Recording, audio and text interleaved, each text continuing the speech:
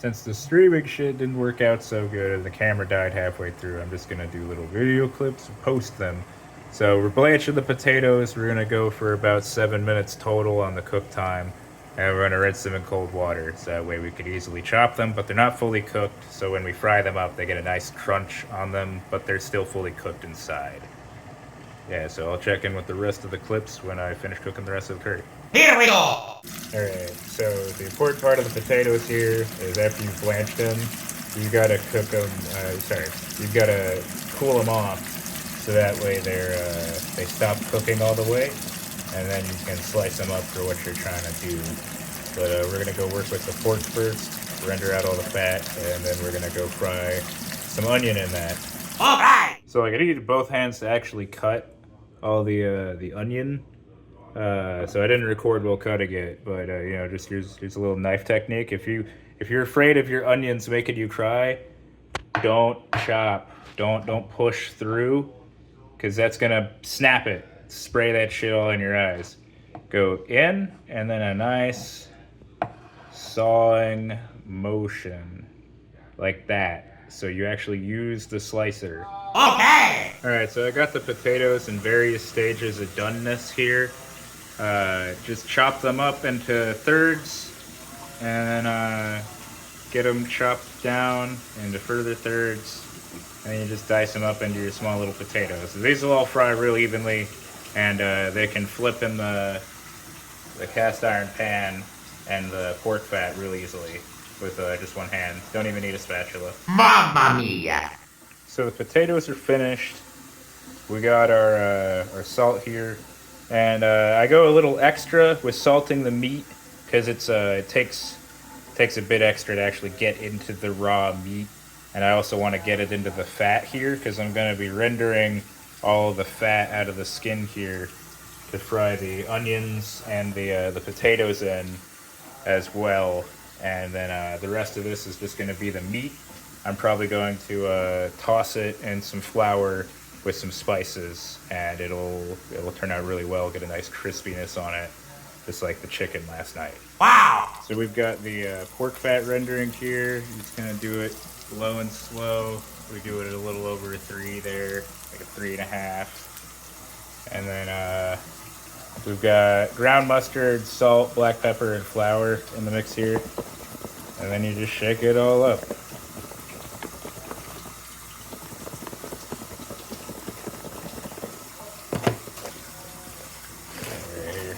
I love these meal prep containers because they just make everything so much easier.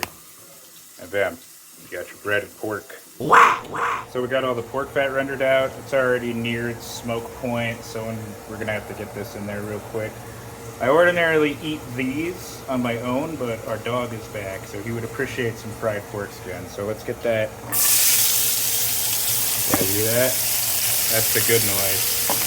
That's the noise is cooking. And we're gonna put our grease screen on here so we don't dirty my stovetop more than it already is. Good luck! So we're doing an onion check here, just get them stirred up. They're starting to caramelize around the edges there, but I want them almost, some of them are gonna get like a little blackened. I like to get them real crispy because they mix super well into the curry base.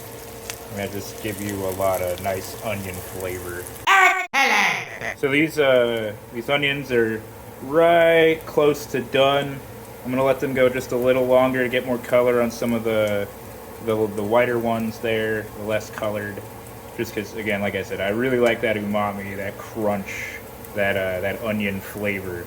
Now this is gonna put a lot of that onion flavor in the pan for when we're frying the potatoes and we're frying the floured pork in here as well. Hurry up! Alright, the onions are done. Our oil and fat is still hot. There's still a couple little pieces of onion in there. It's just gonna, burn. That's whatever. That'll just give it some charcoal flavor. So I don't fry them all at one go because that's bad. You want space for your potatoes to fry. So we just get a couple of little handfuls of the potatoes and you throw them in there. You're frying about one potato at a time because there's 4 potatoes chopped up. Don't mind the coloration on them. That's just the oxidizing of the potato after you've chopped it up. There we go. So we've got a good amount here.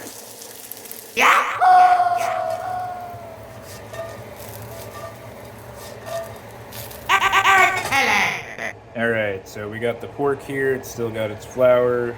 The oil is hot. All the potatoes are finished frying. So we're gonna get these pork pieces done in small batches, so that they fry crispy.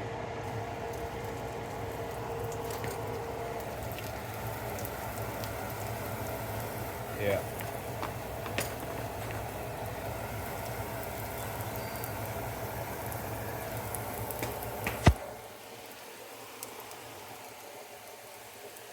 So we have them all in here. Just gonna gently get everything all oiled.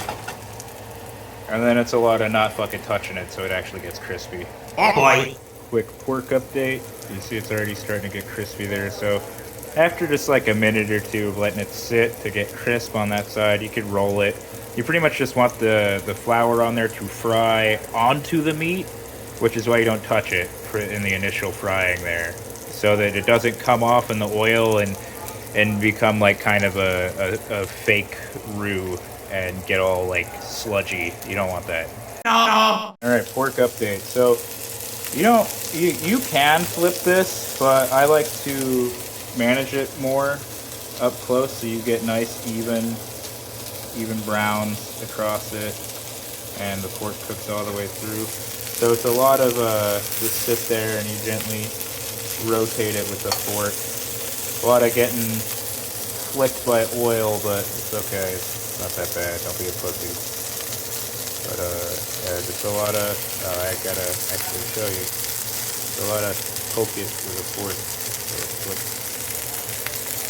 And you just keep doing that until it gets the golden brown that we have over there. No. Hurry up. Alright, so we have all of the pork fried.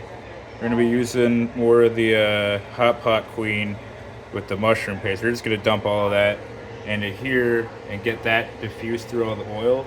And then I'm a fucking fraud. These are frozen California blends, so cauliflower, broccoli, carrots, all chopped up into florets and julienne.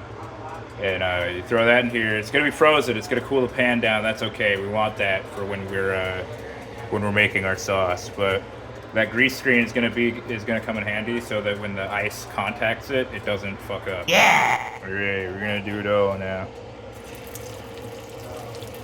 Yep. There we go.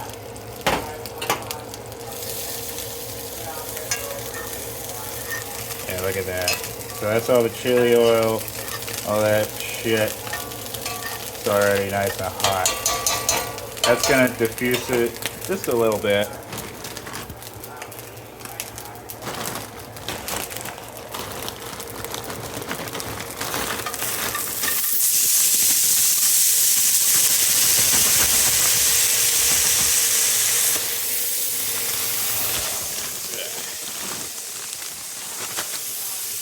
There we go. Usually it's a little more graceful than that because I do it one-handed. Anyways, so we do all the vegetables because they're pre-cooked. They just need to be thawed. So we use them to cool and deglaze the pan to get all of the everything out of it. And then we're gonna make the curry sauce with the vegetables when they're not cold as hell. Okay. All right, we got the vegetable up there. It's starting to cool off. This warm up. We're gonna put a little bit of this, about like a tablespoon, maybe two, and that'll give us a little bit of a tang on there to help counteract the spice. God, I can't open it one-handed. It's my bad hand. Anyways, splash, splash. There we go.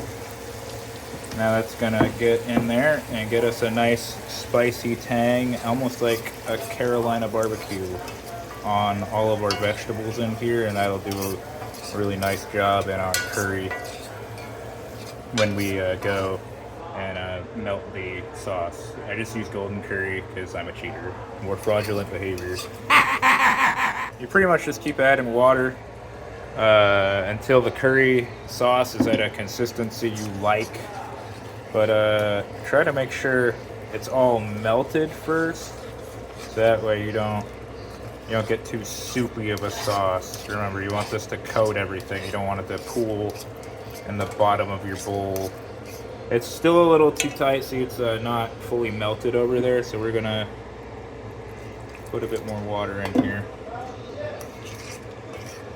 Alright, so we're back. We got the curry sauce all made up.